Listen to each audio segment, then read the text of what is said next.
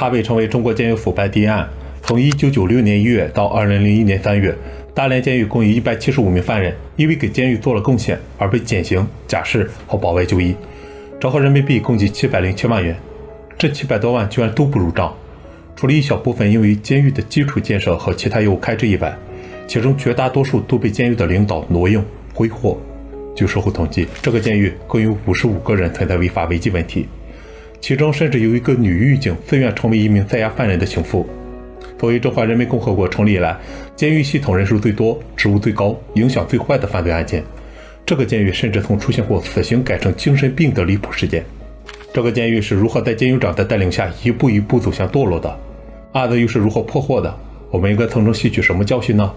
大家好，欢迎大家来到悬案吉凶。今天我们要讲的就是这么一起非常离奇的案子。说起这个案子呢，就不得不提起一个叫做邹显卫的人。邹显卫1963年3月出生于大连市金州区，由于长得高大彪悍，而且生性好斗、凶猛残暴，人送绰号虎豹。邹显卫很早就开始混迹社会，由于下手极狠，所以他很小的时候呢就闯出了一些名声。当然了，他也很快就被警察盯上了。1979年9月，16岁的邹显卫因为持刀伤人被劳教2年。1983年4月，邹显卫又因为流氓罪被当时的大连市金县法院判处有期徒刑2年。出狱以后呢，赶上大连兴建大连经济开发区的机会，邹显卫开办了一家名为一步天的购物厅。不到10年光景，邹显卫就成了千万富翁。当然了，就跟大家想的一样，从一步天开张的那一天开始算起，邹显卫呢就把过去一起混过的流氓、地痞收落门下。这时间一长了呀，邹显卫的手下人马是越聚越多，后来更是渐渐形成一个具有黑社会性质的流氓团伙。为了抢夺地盘、扩大生意，邹显卫就率领自己一众小弟在大连、金州、开发区一带跟其他的黑社会组织展开多次火拼。1992年10月19号，邹显卫纠集7个人，手持猎枪、藏刀、木棒，与高富成、常福胜团伙发生了黑吃黑打斗火拼。高富成被打死，常福胜被打成重伤。邹显卫见势不妙，赶紧就逃到国外躲避。1年以后，自觉风头已经过去了，所以呢，他悄悄地潜回大连。可他刚回来没多久，就被警方迅速捉拿归案。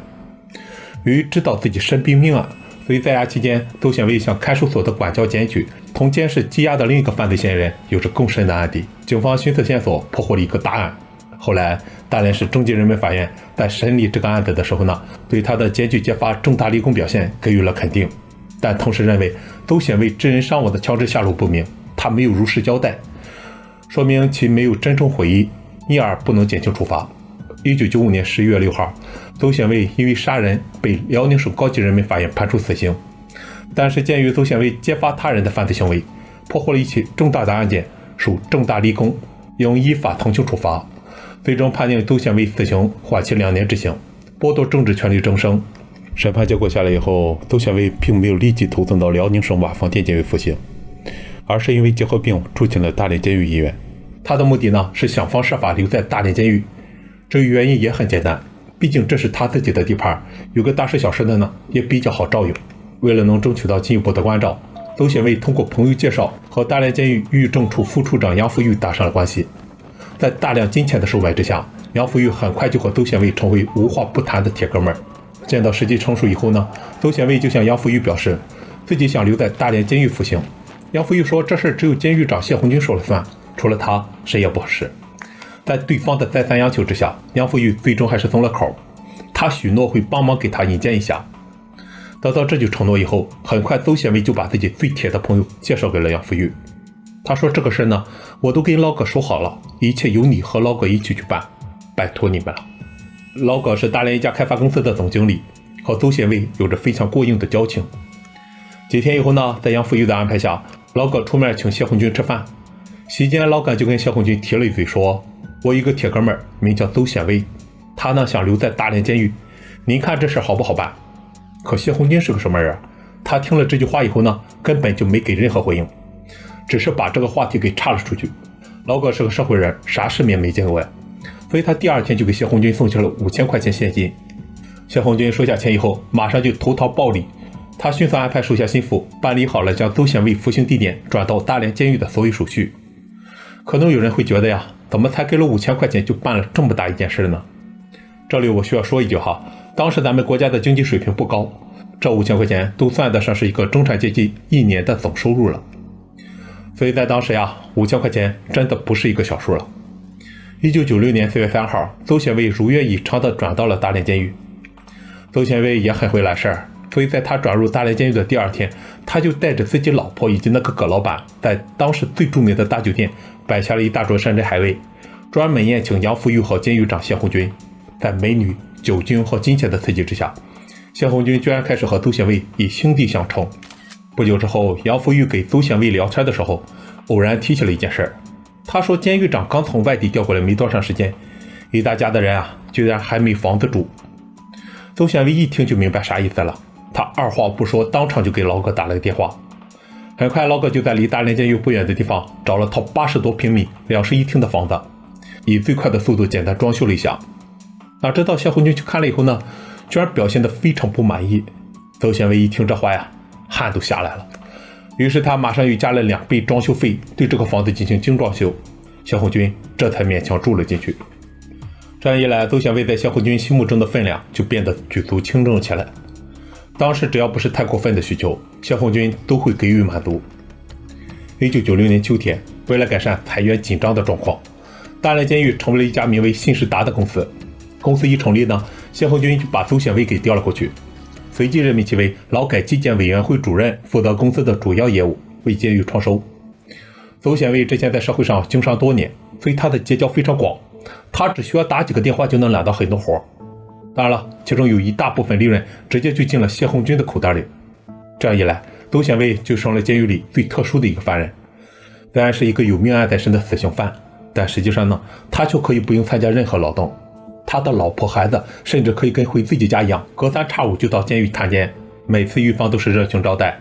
邹显卫甚至可以经常跟谢红军在一起吃吃喝喝，称兄道弟。邹显卫非常会来事，他和监狱方方面面都混得非常熟。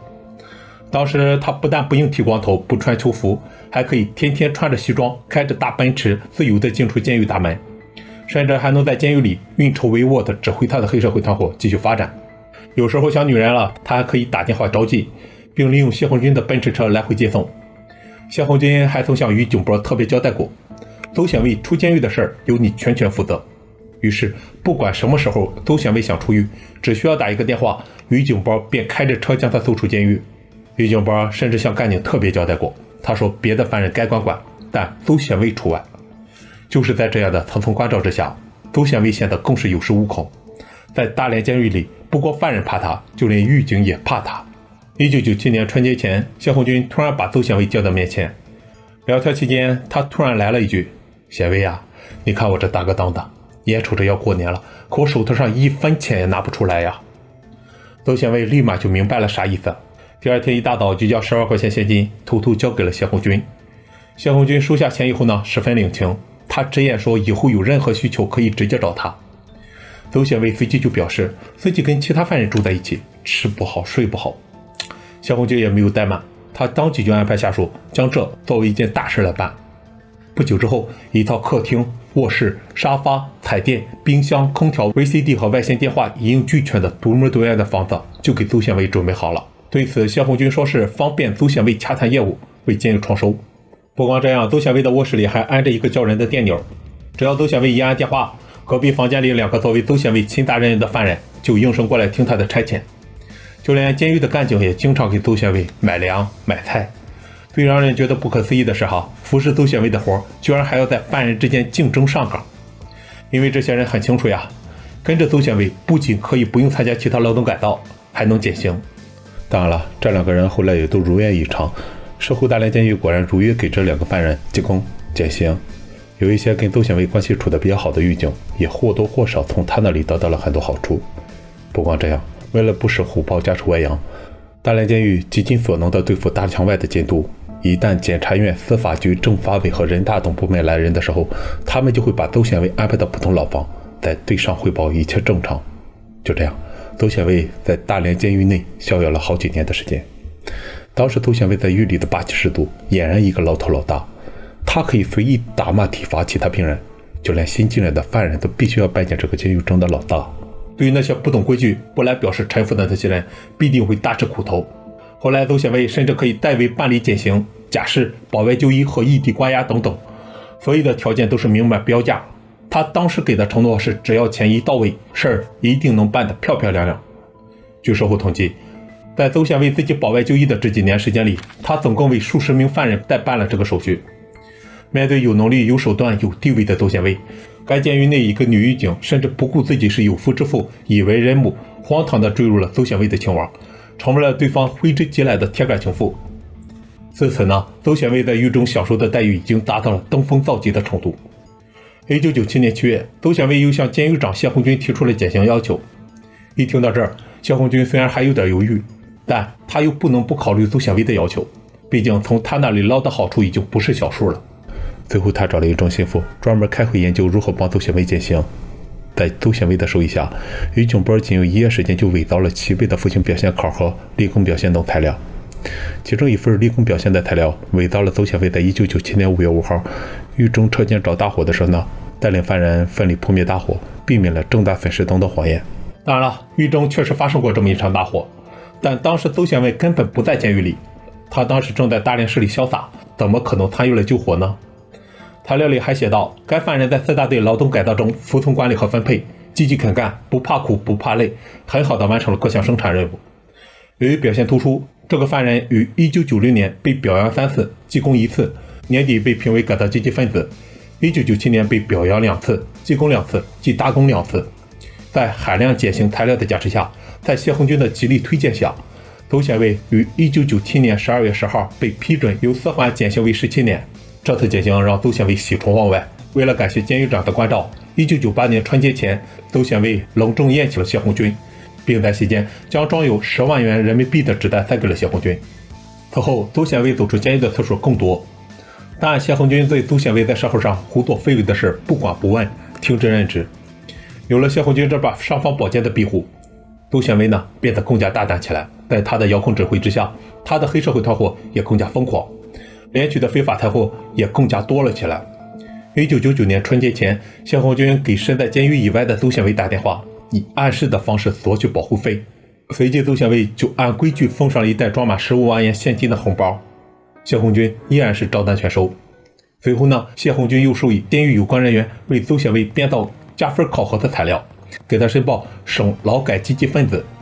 1999年3月，邹宪为又获得减刑1年零11个月的奖赏，服刑时间从17年减到15年。可能有的人会问了，邹宪为天天在监狱以外待着干嘛呀？他是洗心革面变成一个企业家了吗？当然不是。早在1998年，邹宪为就在监狱以外结识了于正龙等人，在他的授意下，于正龙把那些两劳释放人员、地痞流氓、混混通通招至麾下，在邹宪为的老地盘上为非作歹，寻衅滋事，逐渐演变成为了涉黑的暴力团伙。团伙成员由开始的几个人、几十人发展至上百人之多。他们统一着装，集中居住，经常在大连市内、开发区和金州区内的娱乐生产场所招摇出没，以各种名目收取保护费。认识虎豹的人都知道，他杀了人不但没被判死刑，反倒可以从监狱里边随便出来。在这一层滤镜之下，所有人都对邹宪为的黑社会团伙敬而远之。也正是这个原因，虎豹及其团伙所到之处，提什么要求都没人敢拒绝，甚至于虎豹要利用酒店的客房干一些非法勾当，酒店都不敢多问一个字儿，更别说收费了。尽管邹宪为频繁出入监狱，如履平地，但他的身份毕竟还是犯人，仍然需要时不时的回监狱里应付一下。而10多年半满刑期，不知道什么时候是尽头，甚至于这中间还有可能出现各种变数。只有真正的重获自由，真正没有任何限制的回到社会，邹宪为才能领着他的小兄弟大干一场。为此呢，他向监狱长谢鸿钧进一步提出了保外就医的要求。面对邹宪为如此过分的要求，谢鸿钧居然没有拒绝。随即他再次召集一众心腹，商量如何才能使邹宪为如愿以偿。最后几个人达成一致，只有说邹宪为得了精神病才能达到目的。在谢鸿钧的指点下，1998年6月，邹宪为开始装病打人骂人，还说自己怕光，先后被送到3家医院治疗。1999年11月8号，邹宪为再次住进精神病院。在干警的协助之下，邹宪为安排人找了一个脑瘤患者，以冒名顶替的方式制造了一张邹宪为患有脑瘤的诊断证明。1999年10月，副监狱长王永明跑到辽宁省监狱管理局为邹宪为申报保外就医的手续，对方以没有司法鉴定为由驳回。不过对于这伙人来说，办法总比困难多。随即他们就邀请到了省精神病卫生中心司法鉴定组的3个专家来给邹显伟的精神病做司法鉴定。在谢红军的默许下，王永明、于景波精心策划了应对庄家的方案，好吃好喝好招待，又塞上红包，轻而易举的就拿到了邹显伟颅脑外伤性精神病暂无服刑能力的鉴定结论。据事后交代，当时鉴定组的专家呢，在进入邹显伟的住处的时候，邹显伟虽然被困在床上，但是他又吵又闹，狂躁不已，周围有几个犯人在看守着他，看上去虽然比较真实，但这几个专家在没有对干警进行调查，没有对邹显伟进行仪器检查，就连那张作假的 CT 片都没有看的情况下，就给出了司法鉴定结论。有了这个鉴定结果，大连监狱就向上级领导那里发去了请示函，又提供了邹显伟的有关鉴定材料。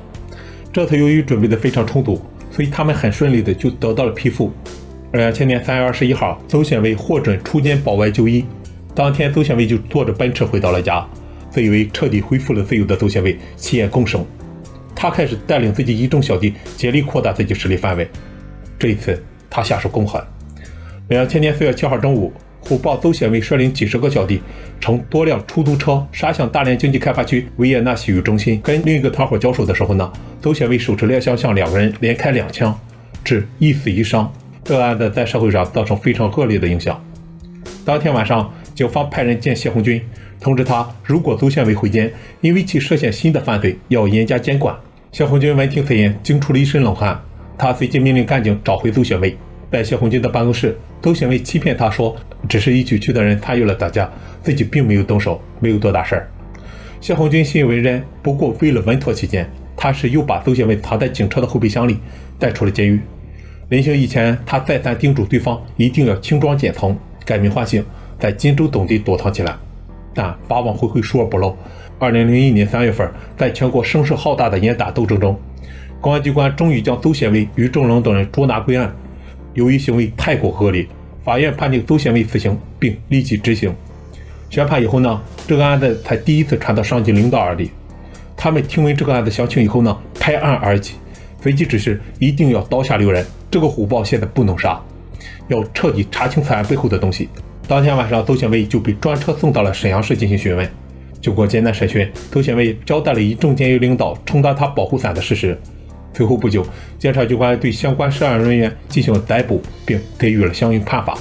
一个管理监狱的人，最后沦为囚犯，被送进监狱，这样的人生命运值得人们深思。看了视频以后，你有什么看法呢？欢迎留言评论转发，我们下期节目再见，拜拜。